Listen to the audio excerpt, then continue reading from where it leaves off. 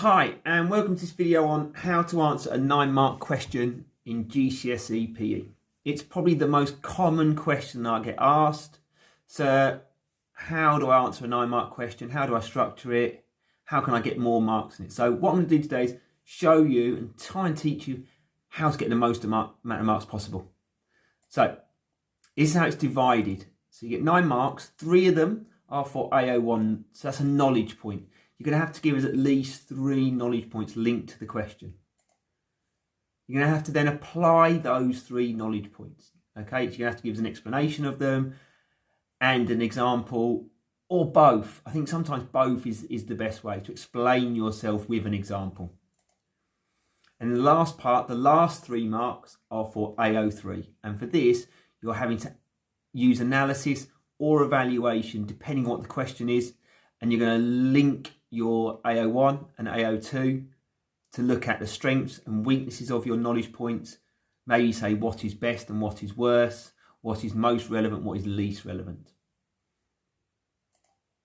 Okay, so this is the question we're going to look at today. So you may have seen this question. So figure 9 shows 2 canoeists doing a competition. To do well in a competition, canoeists need good strength, flexibility and speed. Now, underneath, they've then shown you a table and it shows the fitness test these canoeists use to assess their fitness. So they use the sit and reach test, they need the 30-metre sprint test, and they use the 1-minute press-up test. Now, what they're trying to do here is a little bit of a trick question here. What they're trying to do is they're giving you a test for flexibility, for speed, and for muscular endurance. But at the top, if you look, they've asked for strength, flexibility and speed. So you're going to have to look at 4 different types of fitness. Strength, flexibility and speed, but also muscular endurance, because they're giving you the test for muscular endurance here. Okay, so let's look at the next part about how you kind of go about doing this. So discuss the suitability using the fitness test shown in table 6 to assess the fitness of the canoeists for their sport. So you've got to look at each of these 3 types of fitness tests. Are they suitable for these canoeists? Yes or no? And you've got to explain your answer. Okay. So let's look at the command words that are in this question. So the first one is discuss.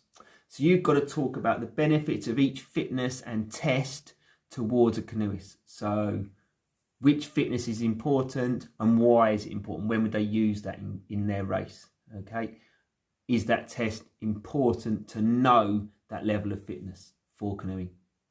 And the second command word there is suitability. So for this one is that test suitable? Should they be using that test to help them improve their canoeing? By knowing about their flexibility, does that help their canoeing? Okay, so that you're going to have to discuss that.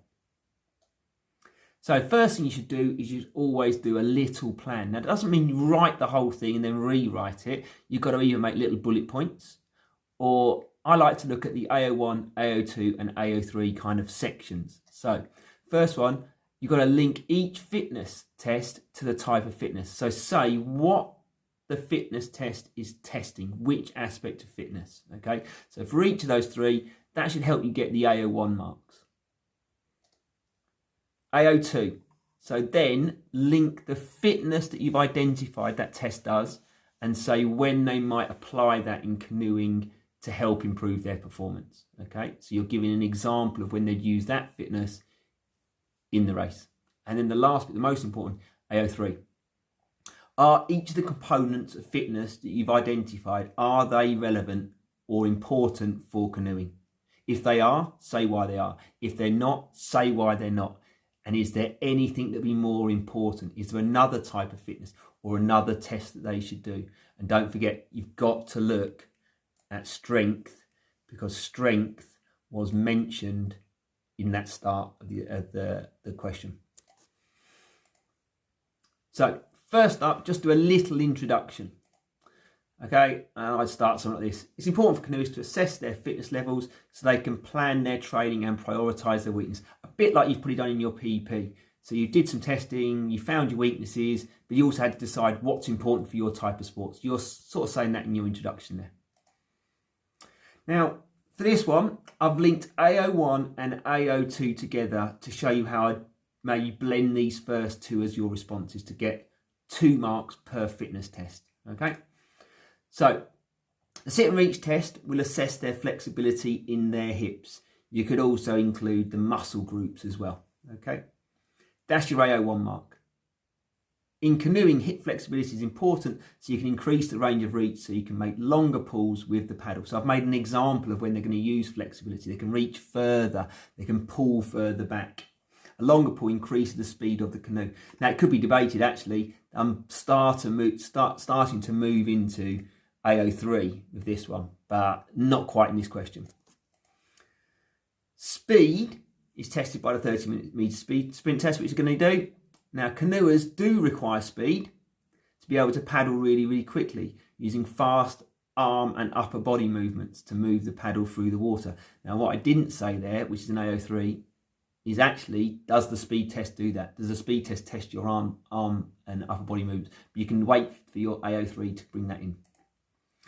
And then the last test, the 1-minute press-up test, will measure the level of muscular endurance in the biceps, triceps, deltoid and pectorals.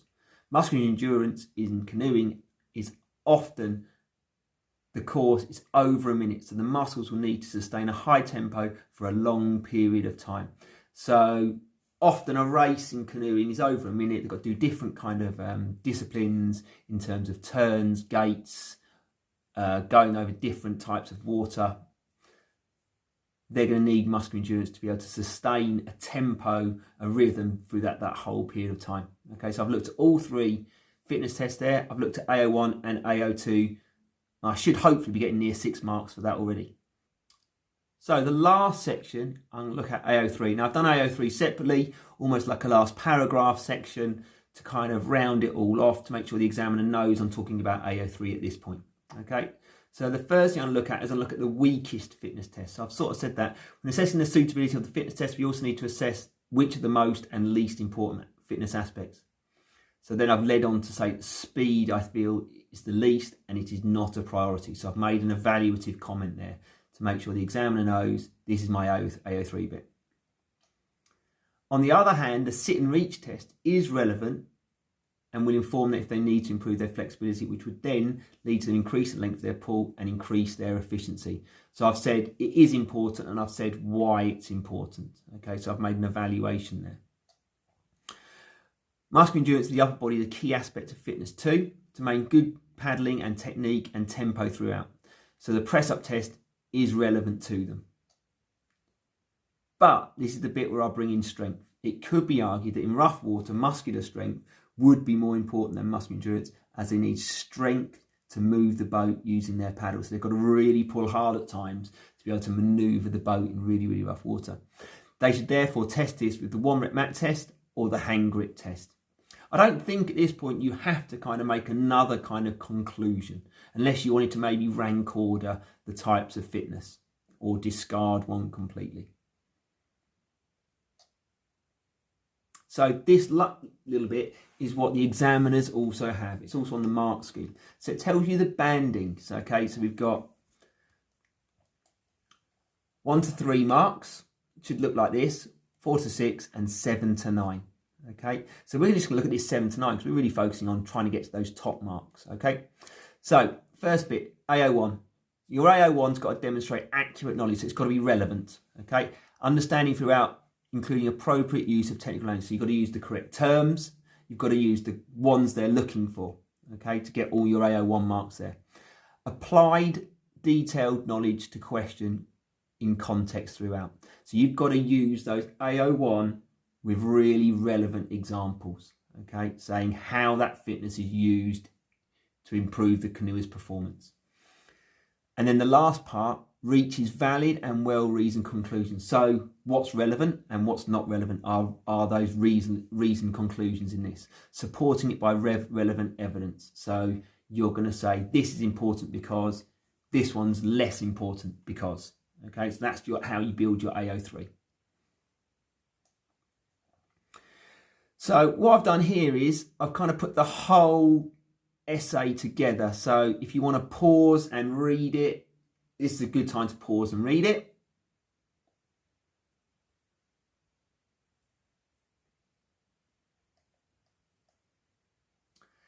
And then this is the next page.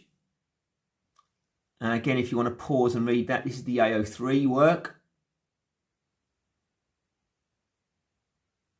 And a lot of people are going to say, yeah, sir, you've written too much here. Now, possibly, but in an exam pressure situation, you'll be amazed how much you can write. But do take your time. They are looking for you to be, if you want to be 7, 8 or 9, to make good sentence structures, good coherent arguments. Make sure your key terms are in there. I like to include like paragraphs, okay? So where possible, divide your work up into paragraphs. If I go back one page like this, just so the examiner can see you're talking about a slightly different point. If you sometimes just write all in one go, it can be quite hard for the examiner to maybe understand. There is another way of writing this, okay? You can kind of blend your work. You can have all your writing in one. So you could write a whole paragraph on the sit and reach test.